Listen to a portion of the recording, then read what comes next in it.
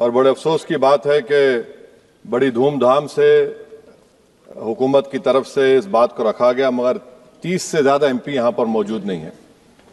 Madam, पहले तो मैं वज़ीर आज़म की इस बात की मजम्मत करता हूँ और उनको बताना चाहूँगा कि जिना के बारे में उन्होंने जो कहा था, हम तो जिना के सख्त मुखालिफ है, इसलिए भारत को अपना वतन माने, मगर 42 में आपके प्यारे वीर और जिना की पार्टी ने नॉर्थ वेस्ट फ्रंटियर, सिंध और बंगाल में मिलकर हुकूमत चलाई और उस हुकूमत ने 1.5 लाख हिंदू और मुसलमानों को अंग्रेजों की फौज में शामिल कराया ताकि वो लड़े।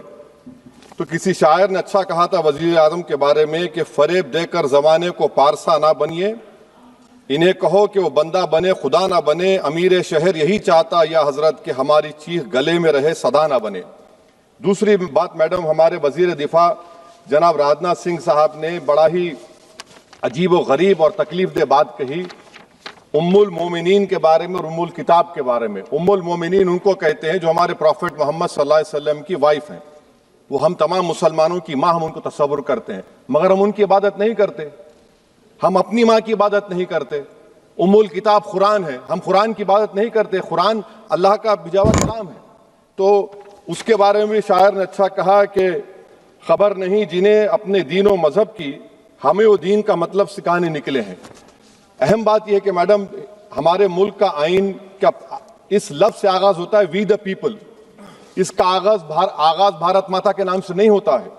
हमारे संविधान का जो प्रियम्बल है वो क्या कहता है? Liberty of thought, expression, belief, faith and worship. अगर दस्तूर का ये पहला सफा ये बात करता है तो फिर कैसे किसी शहरी को किसी खुदा, देवी, देवता की इबादत करने पर या सजदा करने पर मजबूर किया जा सकता है?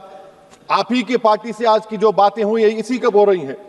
हमारे कॉन्स्टिट्यूंट असेंबली में मैडम एक मोहतरमा थी रोहिणी कुमार चौधरी ने एक तजवीज दी थी कि प्रियम्बल में किसी देवी के नाम से शुरू हो। उन्होंने खास तौर से वंदे मातरम का जिक्र किया, मगर उसको कबूल नहीं किया गया। फिर केवी कामत साहब ने एक तजवीज दी कि इट्स सिटीजन्स को बदलकर हर सिटीजन्स किया जाए और खुदा के नाम से शुरू किया जाए, वो तरमीम को मुस्तरद कर दिया गया। हमारे संविधान का उसूल यह है कि भारत क्या है, उसकी अवाम है, अवामी कानून की मुसन्निफ है, अवाम की मर्जी से सबसे बालातर है, अवामी हाकिम है। मुल्क किसी खुदा, देवी, देवता, मजहबी इलामत के नाम से नहीं चलता, ना मुल्क किसी एक मजहब की मिल्कियत है। इसीलिए बाबा साहब अम्बेडकर ने क्या कहा था? उन्होंने मदर इंडिया के नजरिए को मुस्तरद किया। बाबा साहब ने एक नई इस्तिलाह वजह कर दी और कहा कि भैक्षित भारत, ये बाबा साहब अम्बेडकर ने कहा। अब मैडम, अगर मजहबी आजादी इस आइन का बुनियादी उसूल है तो सवाल यह पैदा होता है कि उस वक्त हमारे जो कॉन्स्टिट्यूंट असेंबली के प्रेसिडेंट थे जनाब राजेंद्र प्रसाद साहब ने किस बुनियाद पर वंदे मातरम को कौमी तराना करार दिया? ना तो कोई सेक्यूर रेजोल्यूशन है इसके बारे में। मैडम, मैं आपको बताना चाहूंगा कि जुडिशरी क्या कहती है। बीजू इमैनुअल केस है 1986 का, जिसमें जिहोवा विटनेस ने कहा कि मैं नेशनल एंथम के वक्त खड़े रहूंगी, पढ़ूंगी नहीं। सुप्रीम कोर्ट ने कहा कि उसने कोई गुनाह नहीं किया। वहीं एक 2017 का केस है अश्विनी उपाध्याय का केस सुप्रीम कोर्ट का, उन्हें कहा गाइडलाइंस दिए जाएं वंदे मातरम पर, सुप्रीम कोर्ट ने नहीं कह दिया। फिर आप आ जाइए madam, prevention of insult act national 1971, इसमें नेशनल सॉन्ग नहीं है, सिर्फ नेशनल एम्बलम और आपका नेशनल एंथम है। फिर आप आ जाइए 40th अमेंडमेंट आर्टिकल 51A 76 में पास हुआ, उसमें भी इसका कोई जिक्र नहीं है। मैडम, मैं आपके सामने बताना चाहूंगा कि हमारा भारत एक इसका मजमुआ क्या है। इसमें हिंदू है, मुसलमान है, सिख है, ईसाई है, जैन है, एथिस्ट है, मेहनतकश है, किसान, गरीब, मजलूम और दलित है। मगर अगर जो तकारीर आज हमने यहां पर सुनी और बाहर जो सुनते हैं, अगर भारत को देवी कहने और उसके आगे सजदा करने, तो दरअसल कौम परस्ती को, वतन से मोहब्बत को मजहब में तब्दील कर रहे, और फिर यहां पर बोल रहे कि अगर भारत में रहना है तो वंदे मातरम गाना पड़ेगा। भाई, ये तो संविधान के खिलाफ है, सुप्रीम कोर्ट के जजमेंट के खिलाफ है। अगर वंदे मातरम मैडम कौमियत का मियार है तो फिर सवाल यह है कि हजरत मोहानी की कौमियत क्या थी जिसने इनकलाब जिंदाबाद का नारा दिया?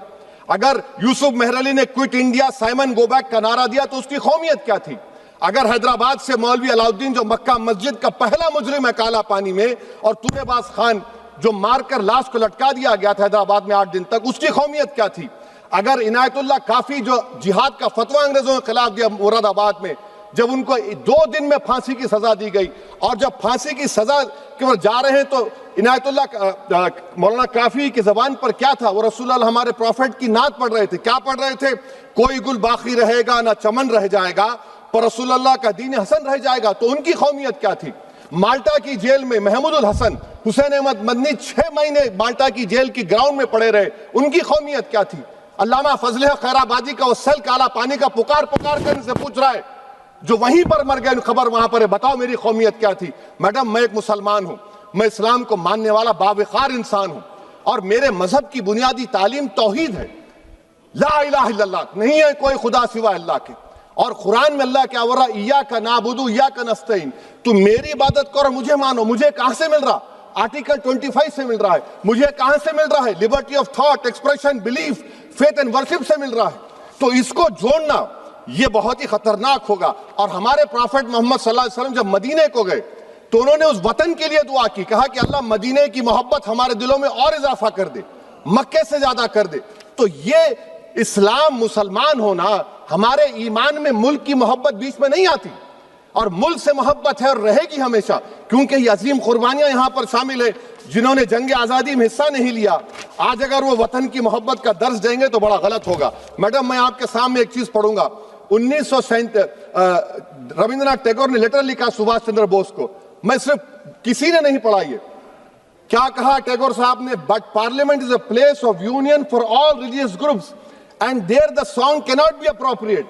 When Bengali Muslims show sign of stubborn fanatism, we regard it intolerable. When we too copy them and make unreasonable demands, it will be self-defeating. ये मैं इसको ले करूंगा मैडम, आप देख लीजिए। फिर दूसरी तरफ मैडम आप आ जाइए, मैं यहाँ पर बैठकर, हाँ, जितने तकारीर यहाँ पर हुए सब जनगण मन पर तनकीद किए।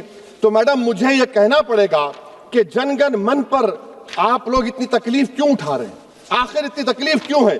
तो मैं जब जाकर देखा तो मुझे 28 दिसंबर का ऑर्गेनाइजर मैगजीन का आर्टिकल मिला, जिसमें ऑर्गेनाइजर लिखता है कि what is the moral sanction behind government choice of Jana Gana Mana, except that it can be made an item of entertainment at the sumptuous parties thrown by government officials. आप बताइए, इसका बोलेंगे आप? और फिर उसके काइंड कैसा करते हैं? It will mean we can not love our motherhood. Madam please, it will mean that Vande Mataram is buried alive with the word Jangan Mana on the tombstone, for the tomb will also be of Jangan Mana of the will of the people. इस पर आप क्या बोलेंगे? Madam, मैं आपको ये बताना चाह रहा हूं कि वतन की मोहब्बत हमारे लिए बहुत अहम है, मगर ये बताइए हमको कि अभी मैडम यहाँ पर आनंद मठ के बारे में बहुत कुछ कहा गया। मैं सिर्फ 2 मिसालें आपको देता हूं। आनंद मठ के पेज नंबर 70 और 80 को पढ़ लीजिए। इसके बाद सनातन जहां मुसलमानों के घर पाते थे, इन्हें आग लगा देते थे। आप पेज नंबर 98 पढ़िए। हमें सिर्फ इन मुसलमानों को जड़ से खत्म करना है क्योंकि खुदा के दुश्मन बन चुके हैं। फिर आप पेज नंबर 115-16 दीजिए। फिर मुख्तलिफ इलाकों में मुसलमानों को सजा देने के लिए भेजे जाते, जहां मुसलमान आबादी नजर आती जला दिया जाता।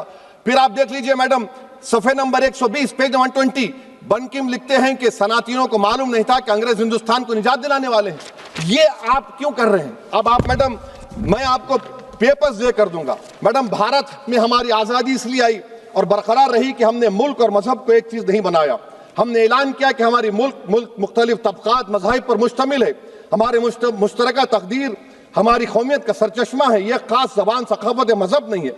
अगर वंदे मातरम का मतन कौम और मजहब को एक बना देता है, अगर हम इसे टेस्ट बनाते हैं वफादारी का, तो फिर मान लीजिए कि यह गांधी, अंबेडकर, टैगोर, बोस और लाखों आजादी के सिपाहियों की सोच को छोड़कर गोडसे की सोच की हिंदू कौमी परस्ताना, मैडम खत्म कर रहा हूं, कौमी हिंदू कौम परस्ताना को इख्तियार करेंगे। मुझे वतन से बेइंतहा मोहब्बत है मैडम, और इंशाल्लाह हमेशा रहेगी। मगर बावजूद इसके कि मेरी मस्जिद, मेरी इबादत गाह, मेरे कपड़े, मेरे कारोबार पर हमले होते, मगर मैं फिर भी कहता हूं कि वतन मेरा, हर वतन को हम छोड़कर नहीं जाएंगे। मगर हुब्बुल वतनी का क्या मुतालबा है?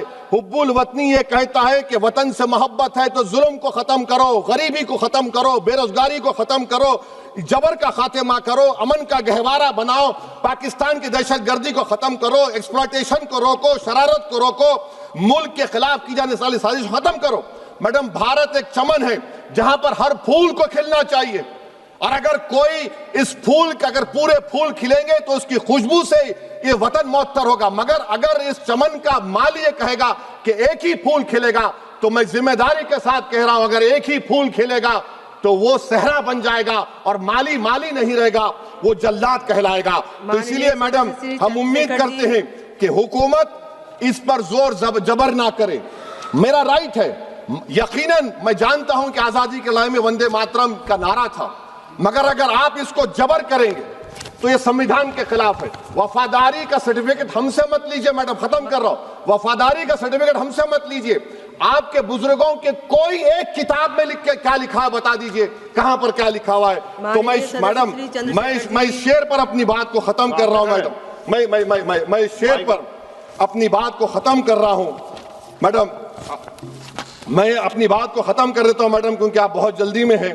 कि भारत जिंदाबाद, हिंदू मुसलमान जिंदाबाद, दलित जिंदाबाद, ईसाई जिंदाबाद, आदिवासी जिंदाबाद, जो किसी खुदा को नहीं मानते वो भी जिंदाबाद, और मैडम सब पिछड़ा सब आ गया इसमें। तो हम उम्मीद करते कि इस रूह को आप समझेंगे, अगर आप सिर्फ अपनी आइडियोलॉजी को लेकर चलेंगे। और आखिर में मैडम, जनाब बंकिम चंद्रा साहब के बारे में मैं आपके सामने डॉक्यूमेंट लेकर रहा हूं कि उन्होंने बीए का एग्जाम पास नहीं किया था, 7 मार्क्स से फेल हो गए थे, ये भी रख रहा हूं।